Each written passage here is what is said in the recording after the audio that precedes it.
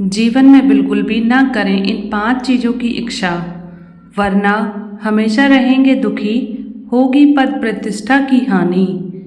श्री कृष्ण ने गीता एक श्लोक में बताया है कि अगर व्यक्ति को खुशहाल जीवन जीना है तो किन चीज़ों की इच्छा का मुँह त्याग देना चाहिए। नंबर 1, पराया अन्न। श्री कृष्ण कहते हैं कि व्यक्ति को अगर अपना या फिर घर के सदस्यों का पेट भरना है तो खुद मेहनत करके कमाएं, गए पैसों से खरीद कर भरें। किसी दूसरे के अन्न में खुद का हक ना समझें, क्योंकि वो अन्न भी किसी के द्वारा की गई मेहनत के बाद ही मिला है। ऐसे में अगर आप पराया अन्न की इच्छा रखते हैं तो स्वास्थ्य पर अच्छा असर नहीं पड़ता है। नंबर 2, पराया धन। कभी भी दूसरे के धन को अपना नहीं समझना चाहिए। अगर आपने किसी का धन छल से ले लिया है तो उससे कई गुना अधिक चुकाना पड़ सकता है। यह धन स्वास्थ्य, शिक्षा या फिर किसी अन्य तरह से खर्च हो सकता है। नंबर 3, पराया दान। हिंदू धर्म में दान का विशेष महत्व है।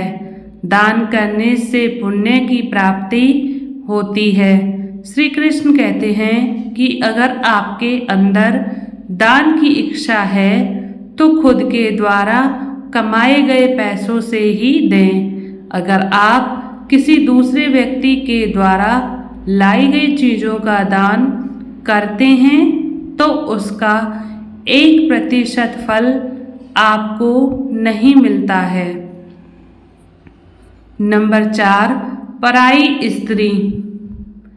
पराई स्त्री की इच्छा रखना महापाप माना जाता है।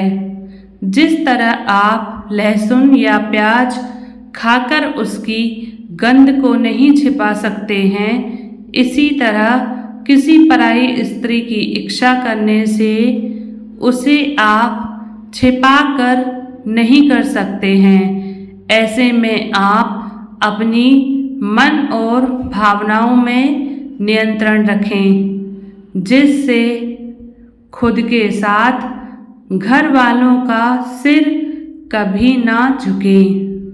नंबर 5, दूसरों की निंदा करना। श्री कृष्ण कहते हैं कि व्यक्ति को कभी भी दूसरों की निंदा नहीं करनी चाहिए। इससे वह दूसरों की ही नहीं बल्कि खुद का नुकसान करता है। निंदा से किसी भी मनुष्य की बर्बादी शुरू हो जाती है। वह दूसरों के सामने बुरा साबित हो जाता है। इसके साथ ही उसके ऊपर किसी भी तरह का विश्वास, प्रेम नहीं रखते हैं। आपको ये हमारी जानकारी कैसी लगी, हमें कमेंट करके ज़रूर बताएं। धन्यवाद।